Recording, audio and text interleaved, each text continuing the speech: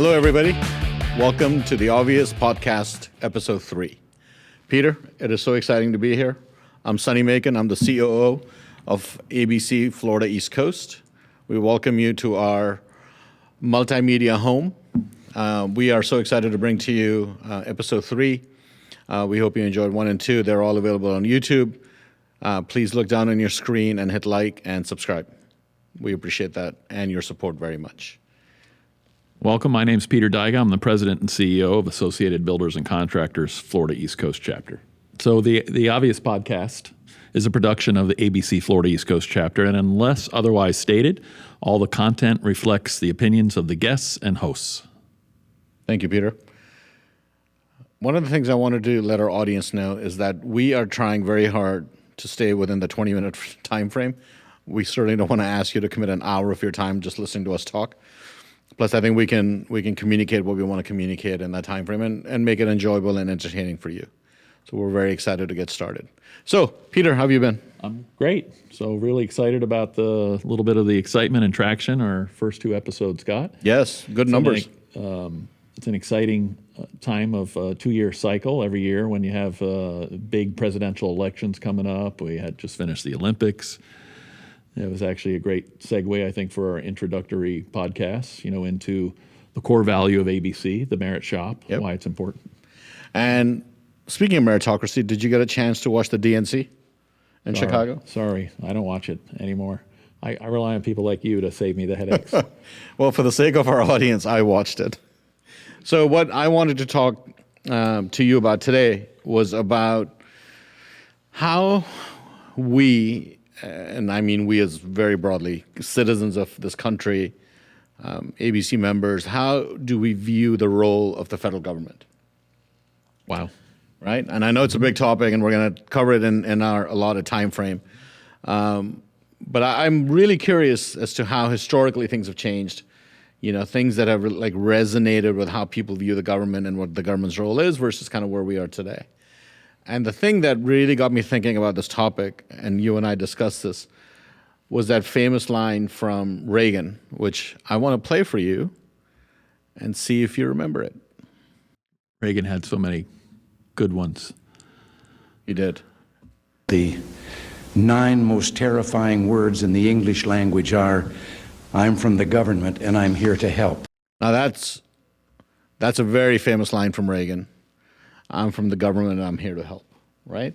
So I heard that for the first time as a kid, and I, of course, as a kid, you don't have a lot of interaction with the government. I didn't really know what that meant, but as I've grown older and I've lived the life that I've lived, that point that Reagan was trying to make has become very clear to me, right? We kind of talk about this all the time.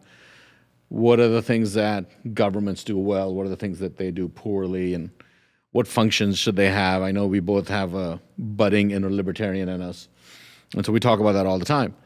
But what really got me thinking on the subject was watching the DNC, and there was a line that I heard Obama speak during his speech. And, he's a gifted orator, just like Reagan. And I'm going to play for you the clip that Obama, that I noticed in Obama's speech. And this is from the DNC. A country where too many Americans are still struggling, where a lot of Americans don't believe government can help. I found that line fascinating because he talks about struggle, and then his instinctive line next to it is too many Americans are still struggling and not enough believe that the government can help. Yeah, I mean, I would argue, I think the problem really is that too many people think the government can help. I mean, too many people think, now for sure, you and I have had the conversation again, about libertarianism, and in my political development in my life, there was a period where, I thought maybe I was a libertarian. And I'm a believer that the Democrat Party and the Libertarian Party are kind of on the 2 extremes of the political spectrum. That's my take on it.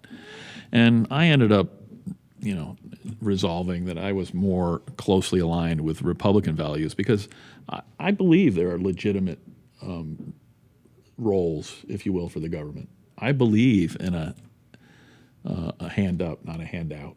I believe when somebody is truly in need, we as a society can help through government and a lot of the things we talked about, Yeah. and a lot of things that generally people fall into, the military and national defense and, things that are difficult for individual states or people to do on their own. But if you had to characterize the problem as being either lack of confidence or overconfidence in the impact government can have, I think the bigger problem is we think they can do too much. Right. And do they really help? And in most cases, that's the big problem, is that good intentions are not enough. Right. And I think it's interesting, and I don't have any clips from this because I couldn't bear to put our audience through it, but before Obama's speech, and I think it wasn't even the same night, I've heard so many speeches, it's a blur, Bernie Sanders spoke. And it was like a laundry list of things that the government needs to do, right? There's no mention of, can the government do these things well? Can they be excellent at their work? But just, healthcare, emissions. It's you go down the list of all these things that he wants the government to take over. And to me, I think the biggest problem that this creates, especially philosophically, is it kills the idea that meritocracy is your path out, right? And as you know, one of the strongest core values that ABC has is meritocracy. When you raise societies and cultures and generations of people focused on the government and the government's ability to provide whatever it is you need, you create generations of people that are dependent. And then if they're dependent, I saw this great meme, which I'm going to email to our director, Adolfo, who, by the way, I forgot to thank in our last episode. So, Adolfo, I don't want you to worry about it. I'll thank you at the end of this one. There's a great meme, and it talks about, and it's a lion in a zoo with I've seen it. Have you seen that? Yeah. With the cage. Isn't that funny how, Right? And the lion gets free food, free healthcare, and it's safe and secure. And then there's a lion roaming free who's in the Serengeti, and he's responsible for his own well-being. And sort of the correlation between dependency and the lack of freedom, Sure. And how governments are naturally, and it's so interesting, Neil Gorsuch writes about this in his book, Overruled. Bureaucracies just naturally grow. They don't naturally shrink, Right. That's right. Their tendency is just to grow. And the only way you can grow is if you can have a wholesale cultural acceptance of the fact that you are dependent upon the bureaucracy for your survival. And there couldn't be a bigger night and day, right, between those two statements, Reagan's famous 9 words.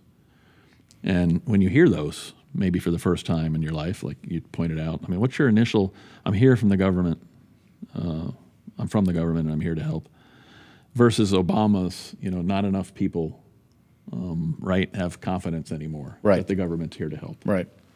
It couldn't be a bigger contrast, really. It could not be a bigger contrast.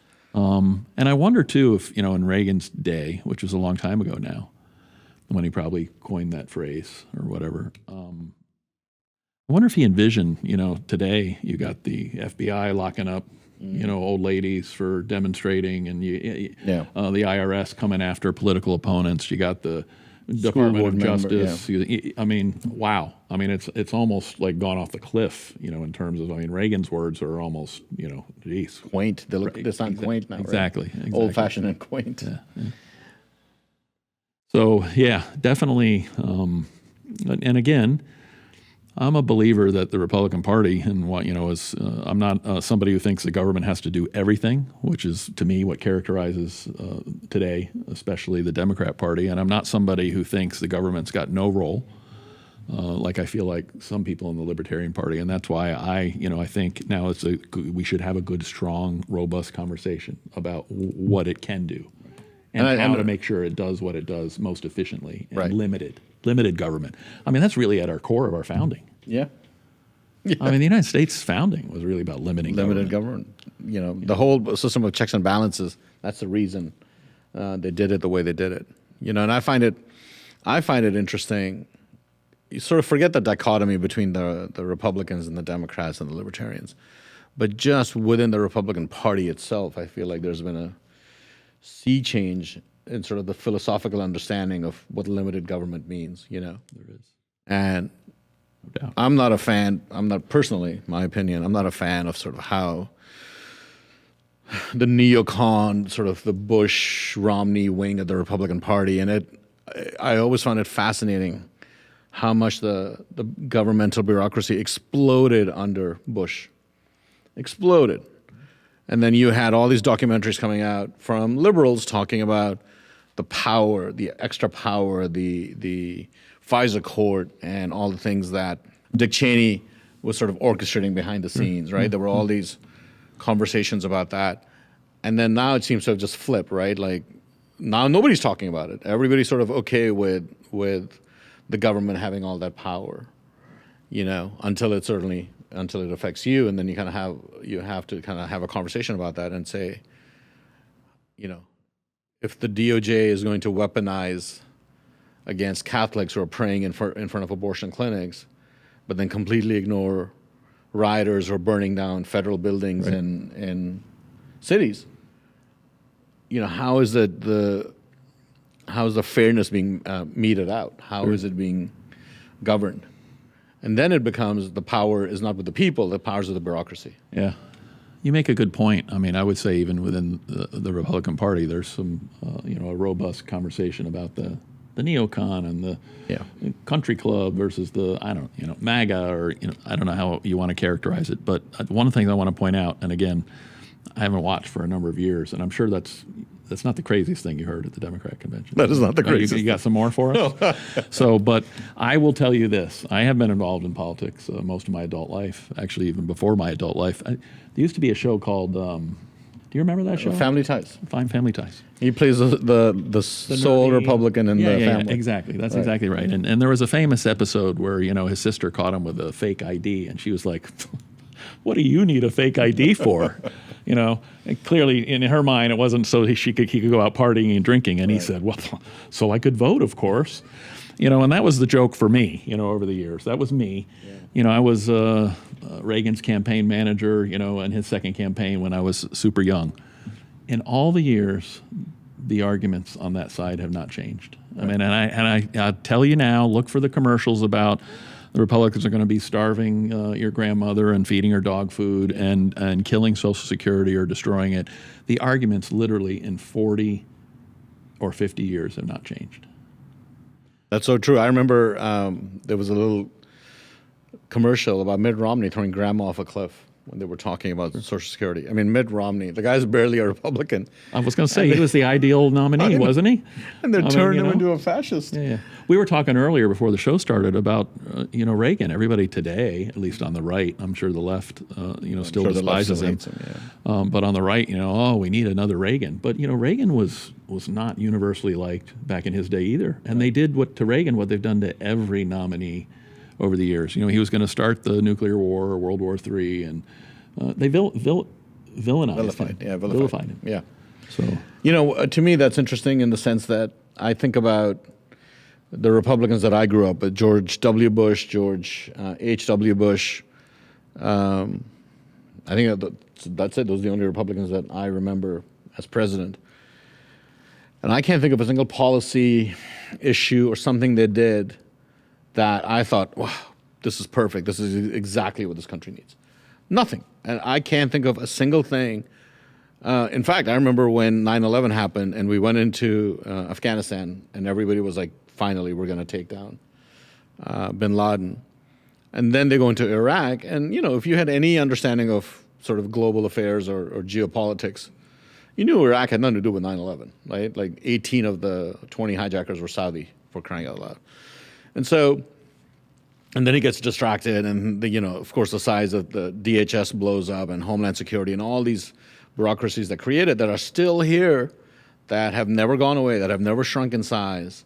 And then you're looking at a government that got much bigger under a Republican, wars that started, and I know people have paid horrific price. Our soldiers are who went overseas, and I mean, to this day, you're seeing the price from that whole excursion being paid, and you just are like, you look at Trump, and I get it. Like, look, Trump's an asshole. I can say asshole, right? This is a podcast. Yeah, I can say that. You did. I did say that. So sorry, Trump's an a-hole. Let me rephrase that. And he can be rude, he can be petulant, he can be childish, but I at least have the ability to look back past that and look at, forget the personality and look at the policies, whether it's on trade, whether it's on China, whether it's on defense, whether it's on saying no to the neocons. We're not going to go start wars. And I don't disagree with you on any of that. And even the ones who, I think it's a healthy conversation, even the nominees or the presidents in the past on the Republican side who did a lot of things we can today look back at and not be too proud about. right. But I will say this, I mean, again, I can't disagree with a single thing you've said, but at least all of them actually won their nomination and they were voted for.